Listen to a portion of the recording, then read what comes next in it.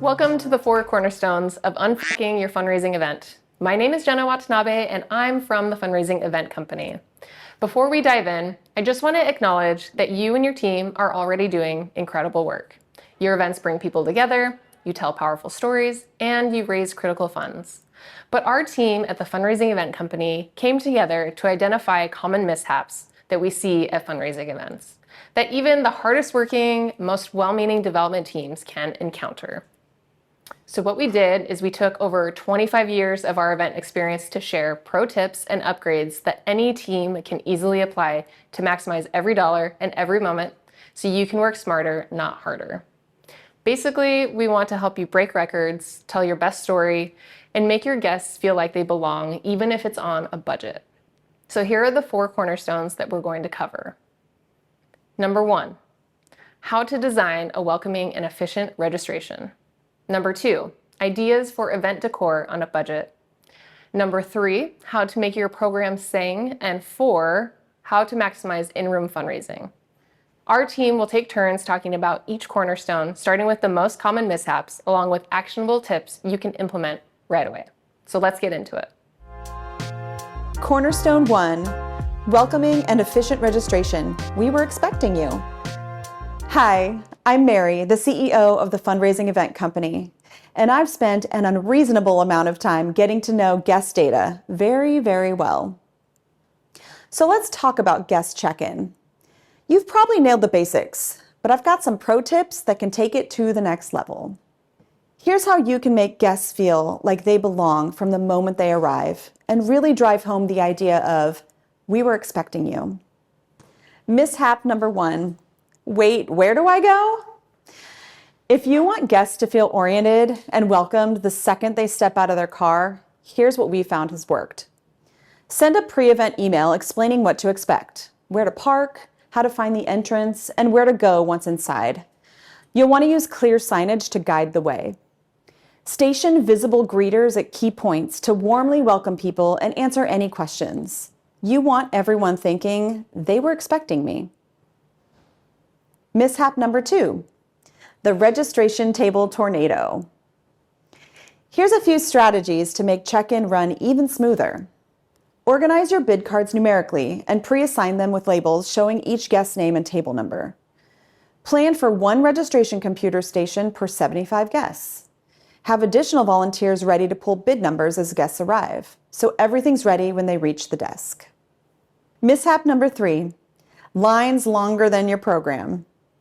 If you want to keep your registration line moving, here's the secret. Take the extra time to load your registration software in advance with clean, complete data. You'll want to collect names, emails, meal preferences, and accessibility needs. All of these details really matter. Set up a separate help station to handle last-minute changes or issues. This creates a specific place for guests not in the system to go without holding up the main line. When registration flows smoothly, your guests arrive feeling welcomed instead of stressed. And all that positive energy, it carries through your entire event. Cornerstone number 2, designing on a budget. Let's make it pretty. Hey everyone, my name is Matthew and I'm an event planner here at the Fundraising Event Company, and I want to talk to you about maximizing your event design. You know how some events you just walk into and everything feels cohesive right from the get-go? Well, that's not about budget. It's about intentional design. You don't need $1 million to create $1 million experience. You need to be smart about where you're putting your energy. So let's talk about how you can maximize your event on a budget without sacrificing style. Mishap number 1, too many good ideas in one room. Some of the best designed rooms have clear focus and every element is right in place. On a tight budget, every element you have has to work hard for you. Don't work harder, work smarter. Do a walkthrough of the venue well in advance and say to yourself, with every element you're bringing into the room, does this support the program? Is it worth the cost? If the answer is no, it probably doesn't belong. Remember, design with intention. Mishap number 2, the vibe is an afterthought. Remember, event design doesn't start when guests walk in the door. It actually starts with your first touch point. Your marketing materials are storytelling opportunities, not just logistics. Again, work smarter, not harder. Bringing your graphic design into the room is a great way to fill the space. Carry your color palette into linens, decors, visuals, and a shared Pinterest board can be a great way to keep everyone on the same page from the start. Mishap number 3, leaving your best tools on the bench. Lighting, visuals, and sound are going to be some of the most powerful tools in your room, and they're often the most overlooked. And on a limited budget, when you use them strategically, guests are going to feel exactly what you want them to feel. You should treat lighting, creative visual, and sound as main characters, not accessories. Actually ask yourself out loud, how do I want the room to feel? Close your eyes, see yourself showing up at the venue, and you should start designing from there. Some of my favorite strategies that I use when designing, I like to think about keeping the room in low lighting, put your event branding on screens all across the room, use uplighting around the sides to bring in some color, and if you're going to have some music, make sure you curate that playlist. Great design isn't about having more, it's about using what you already have strategically. When designing with intention, even on a tight budget, we can turn everyday gatherings into an experience that everyone will remember. Cornerstone number 3, making your program sing. This is all about storytelling and stage management. Hey again, I'm Jenna, the creative director here at the Fundraising Event Company. And because I am obsessed with storytelling, I want to talk to you about your program. So first, let's be honest. We've all been there at a fundraising gala, the chicken is lukewarm, and the program just feels like a 3-hour board meeting that you didn't ask for. You're bored, you're confused, and you're definitely not reaching for your wallet. So let's make sure your program is where the magic happens. We want to do it with stories that resonate and inspire action, because we want every bit of stage time to work as hard as you do. So what I prepared are a few ways to strengthen your stage program. Mishap number 1, the "you should already know us" trap. Even your most seasoned donor needs to hear your mission in a fresh way. The biggest missed opportunity is assuming everyone knows who you are and jumping straight to the ask. Don't risk them leaving without a clear understanding of what you do. Make sure your content speaks to both repeat donors and newcomers. Build a thread that moves the audience from the head to the heart. Part of our formula is a video that tells your org story, a leader who speaks about the work, and a video of one person's story that captures your impact. Explore how those elements can build on each other, not repeat the same information. Mishap number 2, DIYing the one thing you shouldn't.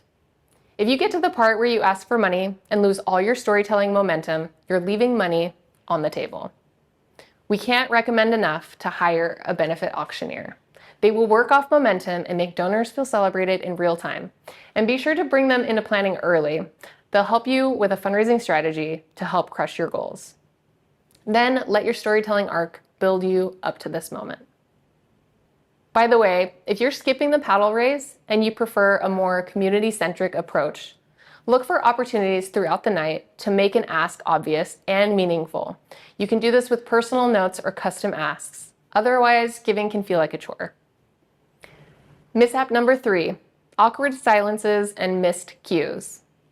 To avoid dead air between speakers or awkward transitions, we have a pro tip for you. Assign a stage manager to run the show. They can handle sound checks, they will wrangle speakers, and they will coordinate with the AV team. Have them sit just off stage to cue speakers and be a calming presence for nervous presenters. Mishap number 4, the parade of talking heads.